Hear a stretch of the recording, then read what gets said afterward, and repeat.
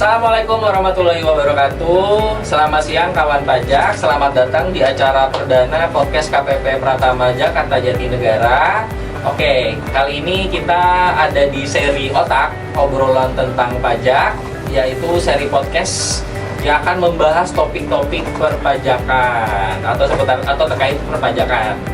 Oke, perkenalkan nama saya Stevi. Saya akan memandu seri podcast ini. Dan kebetulan di acara perdana ini saya ditemani oleh dua rekan saya, yaitu Kak Mega dan Kak Bian selaku tenaga penyuluh KPP Pratama Jakarta Jatinegara. Halo Muhammad Pajak. Halo. Oke, di acara perdana ini tentunya kita harus membuka dengan sebuah program atau topik yang sangat luar biasa ya Kakak.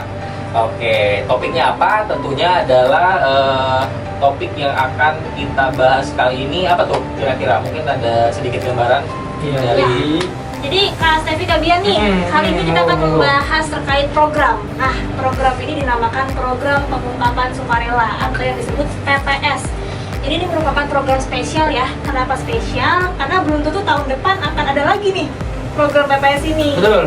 Nah, jadi program ini juga merupakan kesempatan emas bagi kawan pajak semua yang sebelumnya belum melaporkan harta di SPT tahunannya, belum sepenuhnya dilaporkan ya, Kak Stevi ya. Oke, Nah, baik. jadi akan ada informasi yang akan kita berikan ini kepada kawan pajak sekalian. Jadi kita stay tune aja ya.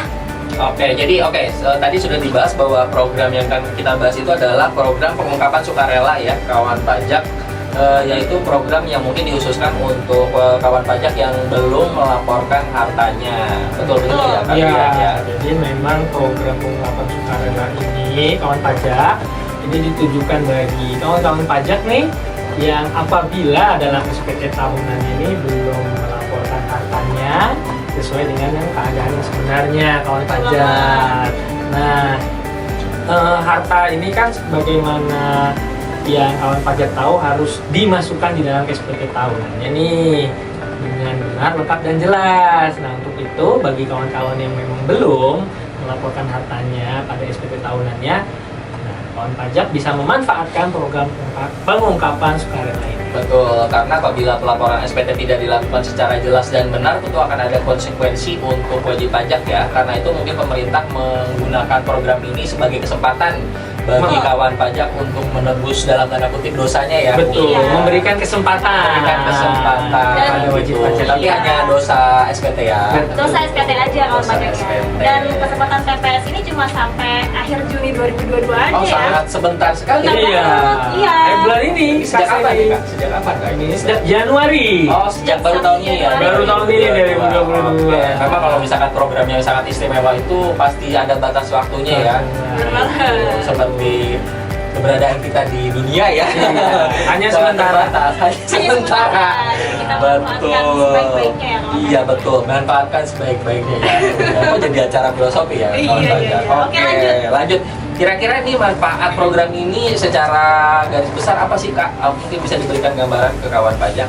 Iya, jadi Kak Stevi, setiap program kan pasti punya manfaatnya nih. Jadi kawan pajak yang memang ingin mengikuti TPS nih akan mendapatkan manfaat yang sangat spesial. Apa aja manfaatnya? Jadi manfaatnya itu kawan pajak yang melaporkan hartanya nih yang belum sepenuhnya diungkapkan. Nah, harta itu datanya akan dijamin nih oleh DJP, dijamin, dan tidak akan dilakukan pemeriksaan juga Kak Stevi. Oke, tidak diutak-atik lah ya. Tidak diutak-atik lagi Sampai nih. dapat surat cinta ya. Betul, surat cinta dari DJP ya. Mungkin ada manfaat lain? Jadi gimana Kak Bian? Ada yang Nah, lain nggak? manfaat lainnya itu kawan pajak akan mendapatkan kesempatan untuk tadi seperti yang Kak Stevi dan Kak Mega katakan, penebusan dosa dengan tarif yang lebih terjangkau. Lebih rendah ya? Lebih Kak Bian? rendah, Daripada betul. tarif seperti biasa ya? Betul. Nah, jadi mungkin dua itu manfaat utamanya Kak. Dan juga tidak dikenakan sanksi administrasi nih Kak Bian. Iya. Sanksinya gede juga nih, 200% kalau Iya. pajak. Wow. Wow. Gede. Sadis Ya. banget. Sadis. Sadis ya. Iya. Ya, Afgan banget lah ya. Oke. Keren banget. Oke, mungkin mungkin manfaatnya seperti yang tadi digambarkan oleh Kak Bian dan Kak Mega ya. Oke, untuk mendapatkan manfaat dari program ini tentunya kita harus mengetahui dulu ya bagaimana cara memanfaatkannya gitu kan. Mungkin bisa dijelaskan apa ya, layer-layer atau kebijakan-kebijakan apa sih yang ada pada program istimewa ini? Ya, jadi begini kawan pajak, di program pengungkapan sukarela ini Kak Stevi dan Kak Mega ini ada dua kebijakan. Kebijakan pertama dan juga kebijakan kedua. Nah, bedanya apa nih Kak Bian? Nah, bedanya adalah di sini kawan pajak untuk kebijakan pertama ini bagi kawan-kawan pajak yang sekiranya memiliki harta ya, kawan-kawan pajak yang diperoleh sampai dengan akhir tahun 2015. Nah, kawan-kawan pajak ini bisa mengikuti nih kebijakan yang pertama. Lalu kebijakan yang kedua kawan pajak ini bagi kawan-kawan pajak yang memiliki harta yang diperoleh mulai dari tahun 2016 sampai dengan akhir tahun 2020 yang diperoleh tapi belum dilaporkan di SPT tahun terkait gitu iya, ya. mungkin karena lupa hilaf, hilaf atau karena tidak paham juga kali ya. karena tidak paham bahwasannya oh ini harta ternyata harus dilaporkan. Iya. betul. Atau mungkin jenis harta yang harus dilaporkan karena kadang-kadang ada juga yang bingung apakah ini masuk harta atau tidak gitu. Itu saking kebanyakan hartanya kan sedang. Waduh. Jadi lupa nih. Iya. Oke, terkait kebijakan satu ini tadi saya dengar periodenya 2015, berarti ini mungkin bisa dikatakan sebagai sequel dari Tax amnesty. Tax amnesty ya. Betul, tahun Hampir 2015. sama gitu kan. Betul. Dan pemerintah mungkin memberikan kesempatan kembali dengan program yang baru sehingga bagi kawan pajak yang belum bisa memanfaatkan program tax amnesty sebelumnya berkesempatan untuk memanfaatkan program yang hampir sama dengan tarif yang mungkin lebih menarik. Jadi masih dikasih kesempatan ya Kak Stevi ya. Betul. Nah, terkait soal tarif ini, oke, setelah kita tahu kebijakannya ada dua jenisnya. Untuk tarif-tarif sendiri gimana Kak? Apakah hampir sama dengan tax amnesty atau seperti apa Kak? Beda ya Kak Bian ya untuk tarif-tarif sendiri. Jadi untuk kebijakan pertama itu ada 3 lapisan tarif di kawan pajak. Jadi ada 6%, 8%, dan juga 11%. Nah, untuk yang 6% itu ditujukan untuk harta yang bagaimana Kak Bian? Nah, untuk yang 6% ini kawan pajak, ini bagi kawan pajak yang apabila memiliki harta ya yang ada di dalam negeri ataupun di luar negeri. Nah, nantinya kawan pajak akan mereinvestasikan harta tersebut ke energi terbarukan atau bisa juga dialihkan ke obligasi negara seperti ORI, SBM begitu. Jadi Saham fokusnya juga untuk ya, memanfaatkan memanfaatkan program ini juga fokusnya untuk memanfaatkan perekonomian dalam negeri ya. Betul. Oke, ya. Jadi ini juga kesempatan untuk kawan pajak agar dapat memanfaatkan hartanya untuk dapat membantu pembangunan perekonomian dalam Indonesia, negeri. iya. Oke, yang kedua 8%. Betul. Nah, itu untuk harta dalam negeri kawan pajak. Nah, ataupun harta luar negeri yang dibawa ke Indonesia tapi tidak diinvestasikan. Nanti kawan pajak hanya menaruh harta tersebut di dalam negeri saja. Begitu. Kak Gitu. Stevi. Contohnya seperti Oke. mungkin rumah ya. Ya, Tanah, betul. bangunan. Oke, jadi mungkin terlalu rumit untuk diinvestasikan, maka kawan pajak hanya memilih untuk mengalihkannya ke dalam negeri. Itu juga tentunya penentuan tarifnya berbeda. Oke, yang terakhir yang 11%. Nah, itu untuk harta yang kawan pajak miliki tapi tidak dialihkan. Oh, gitu. Ada juga ya. Betul. Oke. Jadi misalnya kawan pajak punya rumah nih di Singapura, tapi kawan pajak berat nih buat ngelepas. Nah, bisa dilaporkan juga nih, bisa diikut sertakan di program PPS Program ini. ini. Oke, itu untuk kebijakan satu ya. Untuk kebijakan dua, apakah tarifnya sama? Nah, kalau untuk jenis hartanya sama tadi ya, cuma untuk tarifnya berbeda nih Kak Bian dan Kak Stevi. Untuk yang kebijakan 2 itu paling rendah adalah 12%, lalu ada 14%, dan yang paling tinggi adalah 18%. Oke, tapi tentu urutannya hampir sama dengan yang tadi sudah dijelaskan. Hampir sama. Bedanya hanya di tarif Di saja. tarif, betul. Oke, lebih mahal ya kebijakan dua ya. Betul. Mahal nih. Tapi tentunya lebih ringan atau lebih kecil ya tarifnya ketimbang konsekuensi yang didapatkan apabila tidak memanfaatkan program ini. Betul. Oke, selanjutnya setelah kita tahu tarif serta kita sudah bisa menentukan kebijakan mana yang bisa kita manfaatkan atau kita pilih, lalu untuk penentuan nilai hartanya untuk sebagai dasar pengenaan tarif pajaknya itu gimana Kak? Jadi misalnya nih Kak Stevi punya rumah ya, kita contohkan aja nih kebijakan gue ya Kak Stevi ya. Oke. Nah, misalnya Kak Stevi punya rumah itu lupa dilaporin nih di SPT tahunan nih. Nah, rumahnya itu belinya di tahun 2017. 2017, oke, itu kebijakan gue. Terus kalau rumahnya saya cicil gimana Kak? Mau KPR nih pasti. KPR ya? Mantap. Sebagai pegawai negeri tentunya saya hanya bisa mengandalkan cicilan gitu. Dan mungkin kebanyakan kawan pajak juga. Waduh. Ya. Ada juga yang enggak loh Kak Stevi. Oh, iya, betul. Iya, jadi kalau untuk pedoman nilai harta bersihnya dari mana? Nah, kalau untuk kasus yang tadi, rumah yang dibeli di tahun 2017 Dengan KPR. dengan KPR Ya, ditegaskan ya. Oke. Nah, itu dari mana? Kita lihat dari NJOP, nilai jual objek pajak atau akte jual beli AJB di tahun perolehannya yaitu tahun 2017-nya. Oke, tahun pada saat saya membeli. Saat beli, Oh iya, oke. nah, itulah yang dijadikan pedoman. Oke, tadi disebutkan nilai bersih itu maksudnya gimana Kak?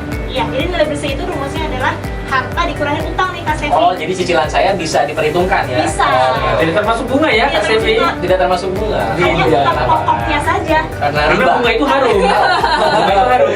Ya, ya. Ya, Ya, bisa lah ya. ya paham ya Kak Stevi? Oke, oke, Gitu. oke. Lalu misalkan saya punya jenis harta lain, mungkin harta yang sekarang lagi hangat-hangatnya atau lagi booming, yaitu harga terkait investasi nih Kak. Misalkan saya punya saham atau obligasi yang didapatkan di periode kebijakan 2, misalkan tahun 2019, karena kan sekarang lagi booming-boomingnya aplikasi-aplikasi apa? Sekuritas. Sekuritas, Sekuritas. ya. Itu gimana Kak? Ya, jadi kalau untuk berbeda nih sama rumah tadi, kalau Oke. untuk terkait saham, SBN, obligasi, itu kita melihat harta bersihnya dari harga di akhir tahun 2020. Jadi Oke. pedomannya adalah Nilai investasinya di per 31 Desember 2020. 2020. Jadi bukan saat beli ya. Ini per 31 Desember 2020 kawan pajak semua. Oke, oke. Outstanding. Outstanding. Outstanding. Terima kasih loh, saya memakai. Oke, berarti Kak, mungkin kawan pajak masih banyak yang bingung ya untuk penentuan nilai harta dan sebagainya. Tapi DJP menyediakan informasi yang detail kan Kak terkait ini. Iya, detail banget ya kalian ya. Oke, kalau kawan pajak merasa membutuhkan informasi yang lebih detail tadi seperti yang Kak Stevi Terkait penentuan tarif, penentuan nilai bersihnya ya. betul, dan juga Kak Mega sampaikan tuh juga kawan pajak bisa cek langsung ya Betul, di cek langsung. website kita di www.pajak.go.id/pps. Oke, tadi kan kita bicara terkait kebijakan 2 nih Kak. Untuk kebijakan 1, misalkan saya tahun perolehannya di bawah 2015, itu gimana Kak? Apakah penentuan nilai hartanya juga sama seperti yang tadi Kakak sudah jelaskan atau gimana Kak? Oh ya, jadi kalau terkait dengan harta-harta yang kawan pajak misalnya miliki nih Kak Stevi dan Kak Mega, yaitu di bawah tahun 2015, maka nanti mengambil nilai itu per tahun akhir pajak 2015. Oke, itu untuk jenis harta apapun itu? Iya. Oh, jadi lebih sederhana ya. Lebih simpel ya perhitungannya ya. Hitungannya Kebijakan oh, satu. simpel. nilai di akhir Iya. 2015 atau periode akhir kebijakan 1 Tahun ya? pajak betul. Oke, mungkin kawan pajak kita sudah sampai pembahasan tarif tadi, juga penentuan kebijakan. Oke, selanjutnya apa nih yang mesti kawan pajak lakukan untuk bisa memanfaatkan program ini setelah bisa menentukan tarif serta hartanya? Nah, mungkin tadi udah kita mengetahui nih kalau kita masuk kebijakan 1 atau kebijakan 2. Nah, selanjutnya itu adalah tata cara pelaporannya kawan pajak. Nah, ini untuk tata cara pelaporannya juga sangat mudah ya, karena kita hanya menggunakan DJP online. Nah, jadi kawan pajak pasti udah familiar dong untuk pelaporan SPT tahunan e-form ataupun e-filing kan juga pakai DJP online.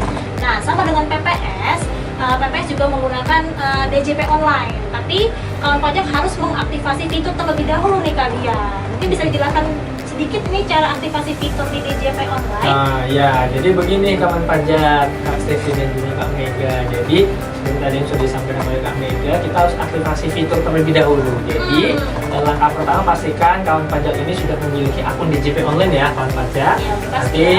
lalu silahkan login, lalu ke menu profil. Nah nanti di sebelah kiri itu nanti ada menu aktivasi fitur. Nanti silahkan diklik yang kolom PPS. Nanti jika sudah, maka akan terlogin secara otomatis Kak Stevi dan Kak Mega. Nanti silahkan login kembali, lalu pilih menu PPS. sistem layanan PPS ya hadiahnya.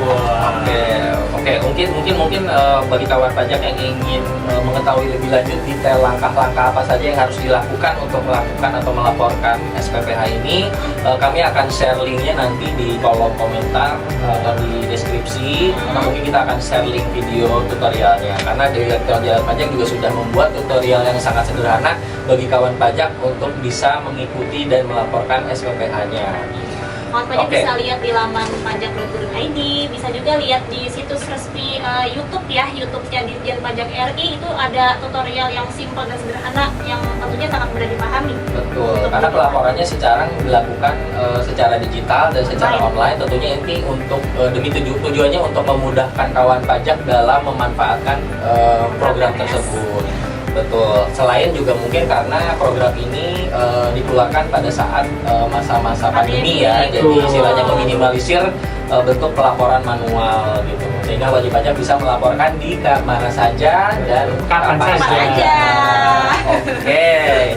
Selanjutnya, setelah kita taruh aku sudah isi seluruh daftar harta, sudah menentukan kebijakan mana yang bisa kita pilih, sudah menentukan tarif dan penghitungan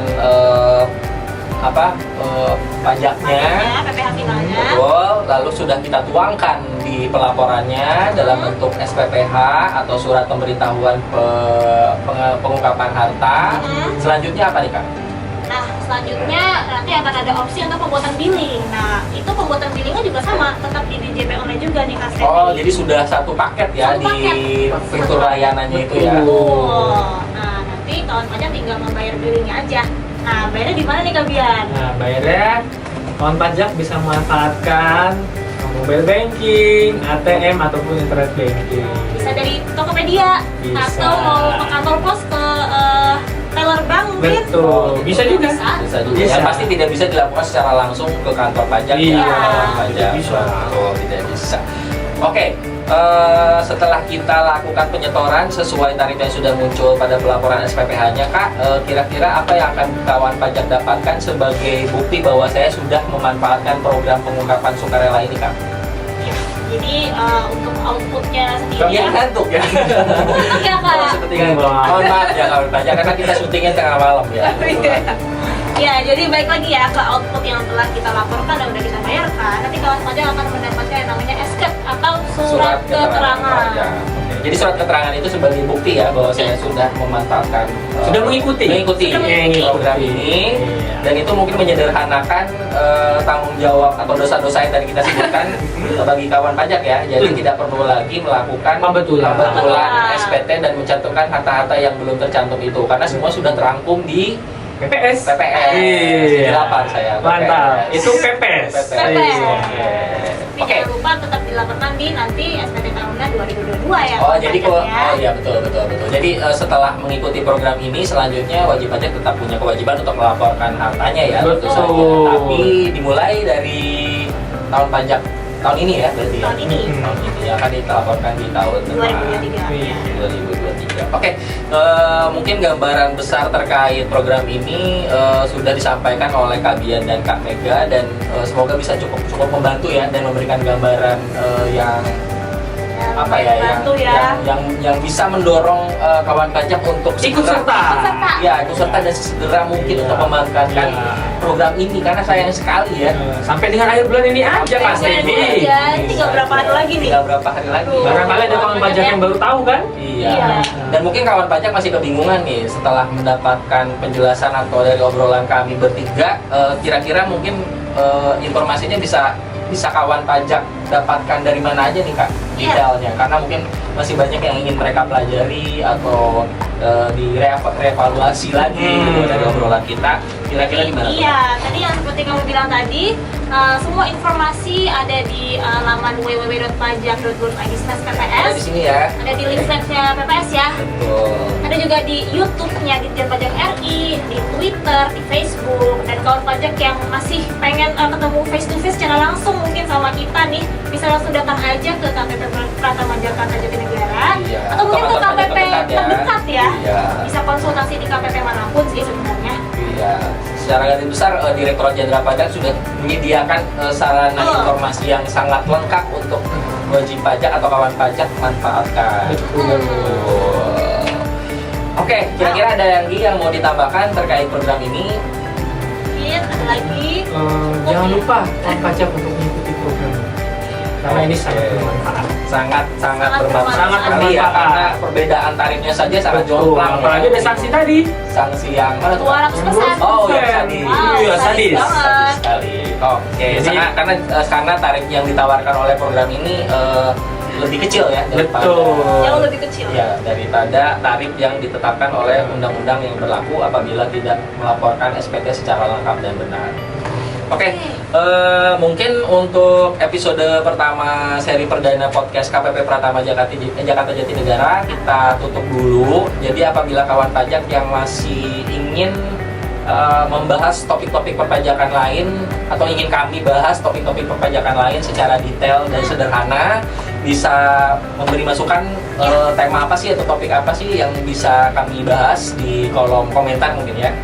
Jadi Iya. kawan pajak bisa pengen topik SPT tahunan nih, terus Iya. atau mungkin terkait PPh final lainnya nih atau gimana, bisa tulis aja di kolom komentar.